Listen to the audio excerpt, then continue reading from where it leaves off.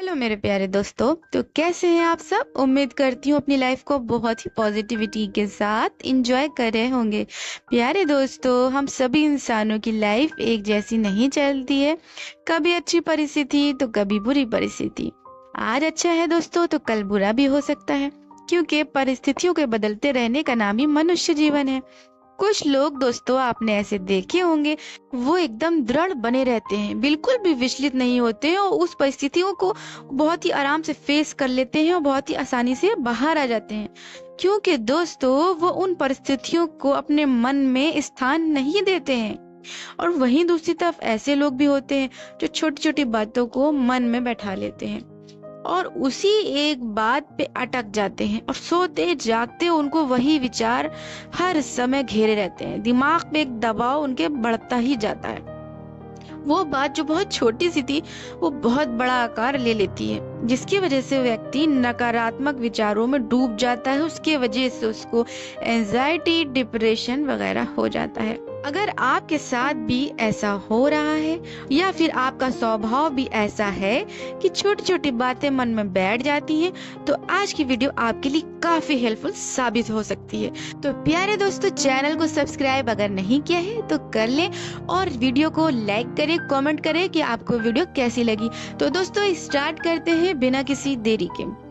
प्यारे दोस्तों, आज के समय में बहुत बड़ी संख्या ऐसी होती जा रही है जो कि हर दूसरा व्यक्ति मेंटल इलनेस का शिकार होता जा रहा है।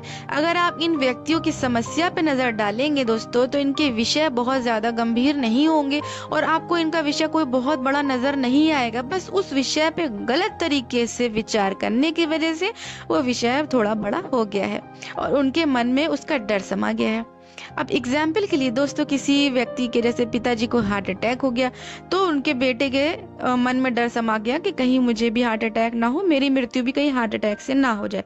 तो बस क्या, फिर वो छोटे से छोटे दर्द को वो हार्ट अटैक से जोड़ने लगे और अपनी जिंदगी को इसी डर के साए में जीने लगे। तो प्यारे दोस्तों, इसी तरह के विचार से भयभीत होकर वो जीवन को जीने लगते हैं और अच्छी भली जिंदगी को अपनी नर्क कर लेते हैं और छोटे छोटे दर्द को हार्ट अटैक के दर्द से जोड़ने लगते हैं। तो इसी तरह के किसी के भी मन में विचार आ सकते हैं या बैठ सकते हैं कि मेरी हेल्थ अच्छी नहीं है, या फिर मेरी सिचुएशन अच्छी नहीं है, या मैं इस काम को करने में सक्षम नहीं हूँ, या फिर दोस्तों मेरा फ्यूचर अच्छा नहीं है। इस तरह के विचार किसी के भी मन में बैठ सकते हैं। तो इन विचारों से कैसे बाहर आए? तो दोस्तों एक बात अच्छे से आपको समझने की जरूरत है। जो भी समस्या विचार से पैदा होती है वो विचार ही से ठीक भी होती है। अगर विचार की समस्या है और दिमाग को आप दवाइयों से प्रभावित करने लगे, तो ये बात बिल्कुल भी ठीक नहीं है। अगर आप विचार को ठीक नहीं कर रहे हैं, इन विचारों को सिर्फ दबा रहे हैं दवा के जरिए से, और ये समस्या आपको नहीं पता कि और भी बढ़ के भविष्य में आपके सामने आ सकती है। तो आपको ये समझना होगा कि आपके मन में जो भी विचारों की हलचल है उसे शांत किस तरह से करना है और आपको इस समस्या का हल किस तरह से निकालना है। तो प्यारे दोस्तों, मेडिटेशन यानी कि आपको चिंतन करने की जरूरत है, गंभीरता से खुद से क्वेश्चंस करने की जरूरत है कि क्या कभी ऐसा हुआ, तो क्या कभी ऐसी लाइफ में हमारी कमी है, क्या सेहत में कमी है, क्या हेल्थ ठीक नहीं है। तो जिस तरह की भी सिचुएशन होगी दोस्तों, उसी तरह की आप अपने आप से क्वेश्चन करें और बहुत अच्छे से मन में आपको ये क्वेश्चंस बैठाने होंगे कि मेरे अंदर कोई कमी नहीं। इनके आंसर में आपको बोलना होगा कि मेरे अंदर कोई कमी नहीं है, पूर्ण रूप से स्वस्थ हूँ। यानी कि आपको अपने मन से पूरी तरह से कन्वर्सेशन करना होगा। आपको नकारात्मक विचार वाले मन को अलग ही कैरेक्टर समझ के बात करनी होगी। जैसे ही आप अलग उसको कर लेंगे और उससे बातचीत शुरू करेंगे, उससे क्वेश्चंस करेंगे, फिर उस प्रॉब्लम का आंसर देंगे, उससे क्वेश्चन करेंगे कि कोई प्रॉब्लम नहीं है तो फिर वो निराश क्यों है, पूर्ण रूप से सब कुछ सही है तो वो परेशान क्यों है, तो आपको क्लियर हो जाएगा कि अरे ये तो बेवजह ही मैं परेशान था। तो ऐसी कोई सिचुएशन नहीं है कि मैं इतना परेशान हो जाऊं। लेकिन इसके अलावा ये भी हो जाता है दोस्तों कि जो विचार निरंतर मन के अंदर नकारात्मक चलते ही रहते हैं ना, उनका प्रभाव मन के अंदर रह जाता है। उससे उसके मन में या तो डोपामाइन का लेवल कम हो सकता है, या कोर्टिसोल बढ़ सकता है, या नेगेटिव थॉट का पैटर्न भी तैयार हो सकता है। तो हमको क्या करना है दोस्तों, हमको उसको भी ठीक करना है, क्योंकि ये बार बार जो नेगेटिव विचार लाकर मन खड़ा कर देगा, इसकी वजह से हमें इसको दूर करना जरूरी है।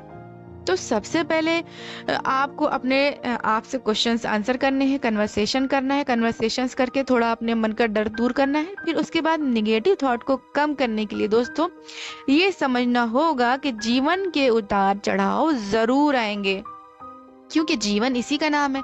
तो आपको अपने मन को ही मजबूत बनाना होगा दोस्तों, क्योंकि लाइफ तो ऐसे ही चलने वाली है। लाइफ में कभी अच्छा तो कभी बुरा होना ही होना है। तो अगर आप जरा सा बुरा हो और मन विचलित आपका हो जाता है तो फिर आप बहुत ज्यादा परेशान होते हैं और नकारात्मक हो जाते हैं। लेकिन दोस्तों यहाँ पे आपको ये समझना है कि ये सब तो चलता ही रहेगा।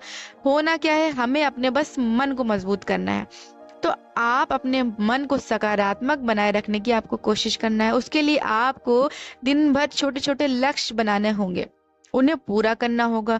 आपको अपनी लाइफ का पूरी तरीके से मैनेजमेंट सही करना होगा, जीवन को पूरी तरह से व्यवस्थित करना होगा। जीवन को व्यवस्थित करने में ये आपके छोटे छोटे लक्ष्य जो हैं दोस्तों बहुत आपकी मदद करेंगे। सुबह से शाम तक आप अपने लक्ष्यों को पूरा करें। आपको खुद को ये काम देने होंगे कि मुझे आज ये काम करना है, ये काम करना है, ये काम करना है। और जब आप ये काम कर लेंगे तो आपके मन में जो विचार आएगा वो बहुत सकारात्मक होगा। आपको ऐसा महसूस होगा कि आज का दिन बहुत अच्छा गया, आज मैंने अपने सभी लक्ष्यों को पूरा कर लिया और बेहतर किया। ये जो फीलिंग होगी दोस्तों ये आपको सकारात्मक बनाए रखेगी। अगर आप किसी से मिलने जाएं या घूमने जाएं तो वापस आके फिर से आपका मूड खराब हो सकता है। लेकिन जब आप इस तरह के लक्ष्य पूरा करेंगे और दिन भर अपने आप को एक लक्ष्य दे रखेंगे छोटे छोटे, और उनको पूरा करने के बाद जो आपको पॉजिटिव फीलिंग आएगी दोस्तों ये सबसे अच्छी होगी और आपके जीवन में ये बहुत बड़ा बदलाव ला सकती है। तो दोस्तों आज से ही अपने जीवन को व्यवस्थित कर लें, क्योंकि ये बहुत ही बड़ा बदलाव लाएगा। सुबह से शाम तक बहुत अच्छा रूटीन कर लें। तो दोस्तों उस रूटीन में आपके योगा भी होना चाहिए, प्राणायाम भी होना चाहिए। और दोस्तों आपको उसमें अपने डाइट पे भी ध्यान देना होगा, क्योंकि आपके जो अन्न होता है उससे आपका मन पे बहुत ही गहरा प्रभाव पड़ता है। तो अपने डाइट को भी अच्छा करें। उसके बाद दोस्तों इस बात को बहुत ही दिमाग में गहरी तरीके से बैठा लें कि ईश्वर पर आपको पूरा भरोसा रखना है, क्योंकि दोस्तों आपको ना ही साइकेट्रिस्ट ना ही डॉक्टर कोई भी आपको इस विषय पे बताएंगे नहीं। लेकिन सबसे बड़ा परिवर्तन जो ला सकता है वो आपके अंदर से जो मजबूती कर सकता है वो है ईश्वर के ऊपर पूरी तरीके से भरोसा रखना, ईश्वर के साथ खुद को जोड़ लेना।